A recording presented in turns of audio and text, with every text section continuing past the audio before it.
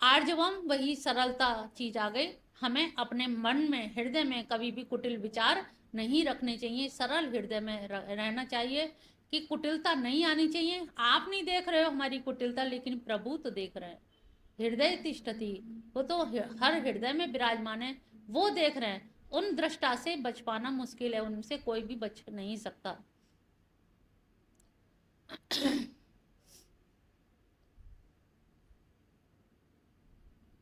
दूसरा श्लोक है, अहिंसा सत्यम क्रोध त्याग शांतिरपेषु नाम दया भूतेष्वलोलुप्त्वं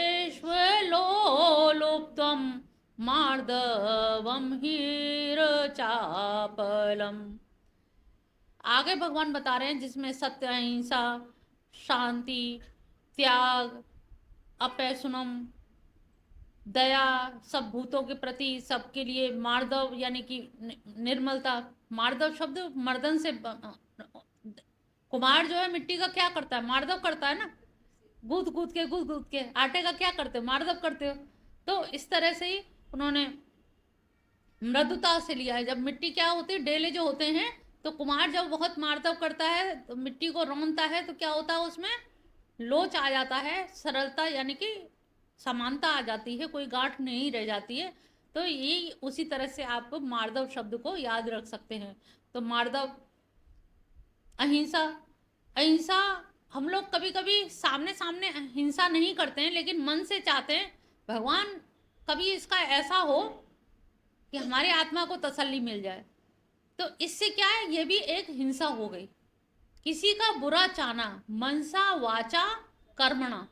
तो हम क्या है, मनसा हिंसा बहुत कर लेते हैं, मानसिक हिंसा इतनी कर लेते हैं कि हम असहाय हैं, गरीब हैं, लेकिन अमीर ने अगर हमें सताया है तो हम रोज दुआएं करते हैं भगवान से, भगवान कभी तो इसका ऐसा हो जाए, इसका कुछ ऐसा नाश हो जाए कि मुझे तसल्ली मिल जाए।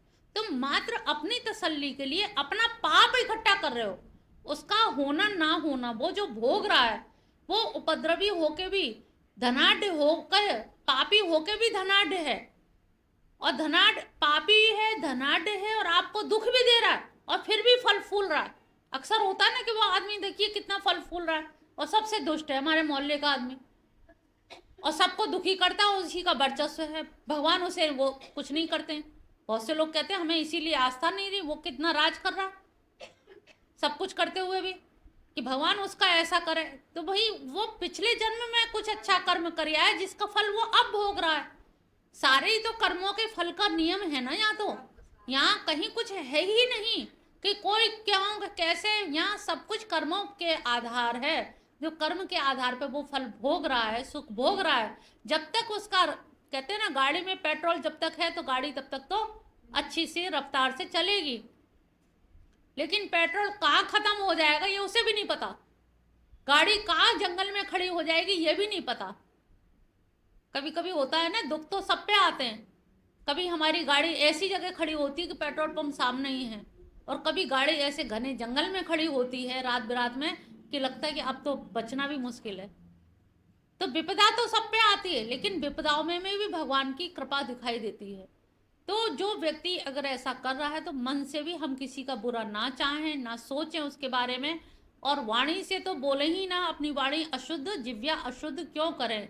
जिव्या पर सरस्वती बैठी रहती है, हम सरस्वती के माध्यम से किसी को बुरा करेंगे तो ये सरस्वती पलट कर जीव बाहर जाती है तो उतने अंदर भी जाती है। तो हमें किसी का भी अहित या अहिंसा, हिंसा होनी ही नहीं चाहिए। तो जब मनसा वाचा कर्मणा हिंसा नहीं करोगे तभी आप सही रूप में अहिंसक हो पाओगे।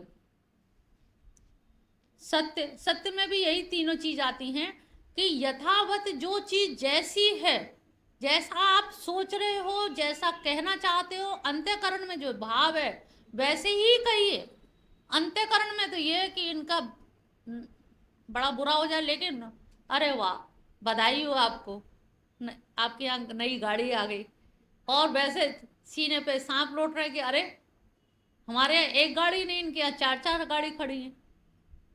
तो उन्होंने कहा कि जो बात अंदर हो, वही बात बाहर कहिए, नहीं तो नहीं कहिए, नकार जाइए, मिलिए नहीं, सामने मत पड़ो, अवॉइड कर जाइए। पाप बटोरने से अच्छा, गंदगी झोली में भरने से अच्छा है कि झोली खाली रखो, उसमें गंदगी मत भरो, क्योंकि वो सड़ान दुर्गंध तुम्ही को सूंघनी पड़ेगी, क्योंकि वो झोली तुम्हारी ही है, दूसरा नहीं सूंघने आएगा तुम्हारी गंदगी को। तो ये सोचो कि हम पाप इकट्ठा क्यों करें, किसके लिए करें, क्योंकि भोगना मुझे ही पड़ेगा, और अकेले, उसमें ना परिवार का बेटा होगा, ना बेटी होगी, ना पति होगा, ना पत्नी होगी। जब अकेले आए हैं अकेले जाएंगे, थोड़े दिन का जो साथ है उसके लिए हम उसका बुरा कि मेरा ऐसा हो जाए, फलाने के लड़के की अच्छी शादी मेरे लड़के की नहीं हुई, फलाने की लड़की की हो गई मेरी की नहीं। तो ये जो कंडीशन है, ये जो औरतों का जो सोच है, हमें इस सोच से गीता ऊपर उठाती है, क्योंकि यहाँ पर वर्ण भेद नहीं है गीता में, ना जाति भेद है, ना वर्ग भेद है कि ये स्त्री वर्ग का है कि या ये पुरुष वर्ग है, या केवल आत्मा है और परमात्मा है। वर्ण में भी चारों वर्णों को यहाँ पर महत्ता दी गई है। तो ये सत्य, अहिंसा,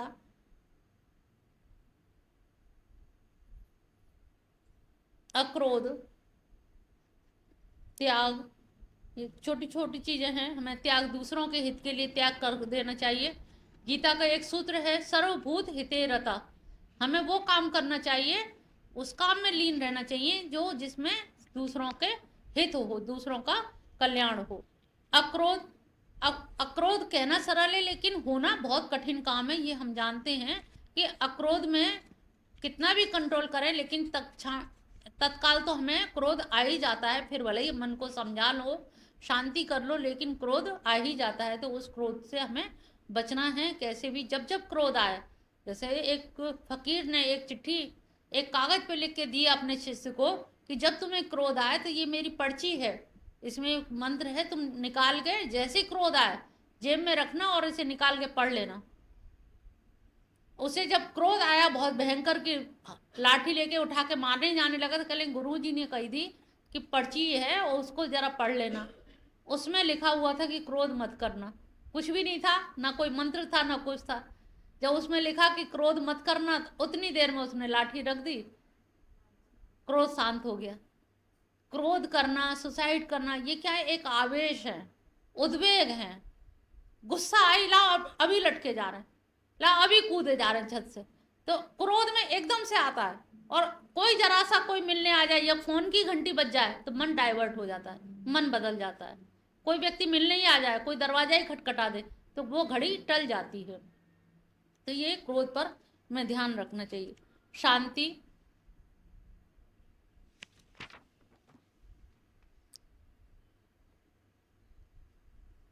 अब पैसुन जो शब्द है वो क्या है, जैसे जो दुष्ट स्वभाव का व्यक्ति है वो यहाँ आएगा तो वो यहाँ आकर के भी भगवान के दरबार में भी यहाँ से बहुत सारी कमियां बटोर के ले जाएगा।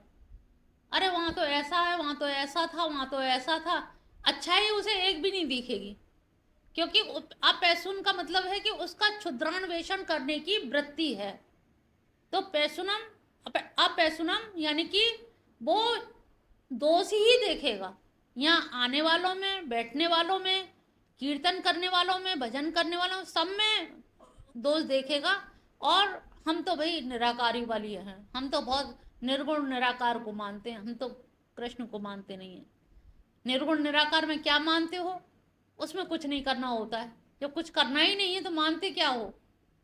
तो इस तरह से वृत्ति के लोग जो होते हैं, उन्होंने कहा जो देवी संपदा वाला व्यक्ति होगा वो इस तरह का क्षुद्रान्वेषण नहीं करेगा, अवगुणों को नहीं देखेगा। भूतों पर दया, सभी पर, जीव मात्र पर दया करेगा। अलोलुपता, उसमें लोभ वृत्ति नहीं होगी। मार्दव, स्वभाव में उसकी मृदुता, सरलता, सहजता होगी। लज्जा, कोई भी काम करने में या बोलने में भी बहुत से लोग होते हैं ना, ताउम्र तक उनमें एक हया रहती है, लोक मर्यादा के तहत उनमें एक शर्म रहती है, और वो शर्म दिखाई देती है। और कुछ लोग इतने बेशर्म हो जाते हैं कि उनके पहनने ओढ़ने से ही पता लग जाता है कि अब उनसे बढ़ के कोई भी नहीं है। समाज हमारी नोक, पैर की नोक पे है और हमें किसी की कोई परवाह नहीं है। तो ये जो लज्जा है, जो नारी का गुण है, एक आभूषण है लज्जा, तो लज्जा भी एक सौम्यता लाती है चेहरे पे, शांति लाती है। बहुत सारी बातें, कोई आपको क्रोध भी आया तो आपने लज्जावश उस बात को नहीं कहा, खून का घूंट पी के रह गए, पी लिया तो पी लिया, शांति हो गई, शायद वो कलेश नहीं तो बहुत आगे बढ़ गया होता। तो ये लज्जा भी देवी संपदा में गुण में आता है। अचांचल्य, चापल्य, तो जो भी है चंचलता नहीं है, क्योंकि रजोगुण की कमी होगी ना उसमें, तो इसलिए चंचलता नहीं होगी। तीसरा श्लोक है, तेज क्षमा धृति शौचम अद्रोहो नातिमानिता भवन्ति संपदं देवीम् अभिजातस्य भारत। हे भारत, हे अर्जुन, तेज, क्षमा, धृति, शौच, अद्रोह, अद्रोह माने किसी से द्रोह नहीं करना, नाति मान्यता, और बहुत अपने प्रति या मान के लिए बहुत वो नहीं करना कि मुझे सम्मान मिले, मुझे नीचे क्यों बैठा दिया, मुझे सम्मान क्यों नहीं दिया, मुझे आगे से आगे क्यों नहीं पूछा। तो नाते रिश्तेदारों में जो लड़ाई होती है ब्याह शादियों में, इन्हीं चीज़ों को लेके तो होती है, हमें मान नहीं दिया, मान को लेकर के ही होती है। तो उन्होंने कहा अमानी हो जाओ, जब अमानी हो जाओगे तो तुम्हें वो भी कुछ भी कहेंगे नहीं करेंगे, आपने अपना कर्तव्य पूरा किया, पूरी शादी अटेंड की, लेकिन कोई शिकायत नहीं की। और कुछ लोग क्या है, इतनी शिकायत करके लेके आते हैं कि फलाने के यहाँ गए, उनके यहाँ ये कमी थी, ये कमी थी, हमें सम्मान नहीं दिया, हमें पूछा नहीं, हमसे इस तरह का नहीं दिया, लिया नहीं, कुछ किया नहीं। तो उन्होंने कहा अमानित। ये जो है भवंती संपदम दैवीम अभिजातस्य भारत, ये जो है सारे के सारे भवंती होती हैं संपदा, ये संपद काय की होती हैं, दैवी गुण में अभिजात से, अभिजातक यानी कि जो जन्म लेता है, दैवीय गुणों से युक्त होकर के जो जन्म लेता है उसके अंदर ये संपदा पाई जाती है, ये पहचान है। ये 26 गुण उन्होंने शायद गिनाए हैं, इन 26 गुणों को देख करके आप समझ जाओगे कि वो व्यक्ति दैवी संपदा से युक्त है, वो सतोगुणी है, उसमें महात्मा संत बनने की पूरी संभावना है। चौथा है दंभो दर्पो अभिमानश्च क्रोध पौरुषमेव च अज्ञानं चाभिजातस्य पार्थ संपदमासुरीम्। हे पार्थ, आसुरी संपदा को लेकर उत्पन्न, अब उसका बता रहे, चाहे अभी जातक से पार्थ, हे पार्थ, अब जो पैदा होते हैं जो इस में, तो एक तो वो अज्ञान युक्त तो होते ही हैं, लेकिन अज्ञानी होने के कारण दम्भ भी होता है, दर्प, दर्प यहाँ पे है, हाँ, इसमें अखंडानंद जी ने बड़ी अच्छी व्याख्या की है। दर्प बना है, दर्प से बना है दर्पण, जब दर्पण देखते हैं तो हमें खुद पे अहंकार आ जाता है कि देखो हम कितने सुंदर लग रहे हैं। तो दर्प, उन्होंने कहा दर्प का जो जड़ है वो दर्पण में ही है। दर्पण देखते ही लगता है अरे लिपस्टिक बहुत अच्छी लग, अरे बिंदी बहुत अच्छी, हम तो बहुत ही अच्छे, हम तो आज तो बहुत ही अच्छे। तो ये जो दर्प है, ये जो अभिमान है, स्व अभिमान, इसे स्व अभिमान नहीं कहेंगे बल्कि देह अभिमान, देह अभिमान जो आता है, तो ये दर्प की श्रेणी में आएगा। क्रोध पौरुषमेव, पौरुष का यहाँ पे अर्थ है कठोर वचन कहना, जो भी हम कोई भी कठोर वचन कहते हैं तो आज के तो अपने बच्चे नहीं सुनते, दूसरे तो क्या सुनेंगे। तो ये कठोर वचन, और अज्ञान, ये धर्म में अज्ञान,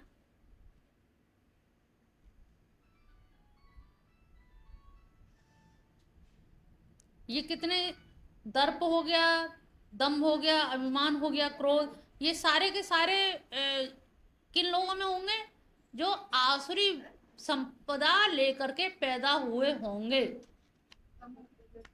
जो भी होगा रजोगुणी और तमो, रजोगुण को न्यूट्रल नहीं कर सकते हो। रजोगुण का मतलब है कि तुम अगर हाँ भी बोल रही हो ना भी बोल रही हो तो अभी वो रजोगुण होगा। तो ये तमोगुण की प्रधानता है, आसुरी वृत्ति। तो इन दो ना, जो आसुरी अभी तक जो संपदा गिनाई वो काय की थी, दैवी संपदा। हाँ, सतो। अब क्या दूसरा क्षेत्र कौन सा आ रहा है? हाँ, आसुरी वृत्ति का। आसुरी में बिल्कुल विपरीत चीजें पाई जाएंगी। तो वो सारी चीजें पाई जाएंगी। दम्भ भी है, दर्प भी है, क्रोध भी है, कठोर वचन भी है, अज्ञान, ये तो उसके धर्म हैं। ये वो कहेगा मैं क्रोध ना करूं, इतना कहने पे भी मैं चुपचाप बैठ जाऊं, सुन जाऊं, ये तो मेरा धर्म बनता है। इतना सुनाना तो मेरा धर्म था भाई। उनको इतना ना सुनाते, पौरुष वचन ने उनको कठोर वचन ना कहते, तो वो तो कल से फिर वही होता, बढ़ता ही जाता। अनुशासन के लिए मैंने ये सब किया, मुझे करना ही था। तो ये अपना वो तो धर्म मान के चल रहा है। तो ये आसुरी संपदा है, और जो आसुरी संपदा को जीत लेता है वो दैवी संपदा में आ जाता है। पांचवा है, दैवी संपद विमोक्षाय निबंधाय सुरीमता मासु च संपदं दैवीम् अभिजातो असि पांडव। दैवी संपदा मोक्षाय, यानी कि चतुर्थी विभक्ति लगी है, ये मोक्ष के लिए होती है। निबंध है आसुरी मता, और निबंध यानी कि बंधन के लिए आसुरी। मां सुज, लेकिन अर्जुन तू शोक मत कर, क्योंकि तू तो नहीं वहीं आ रहे हैं।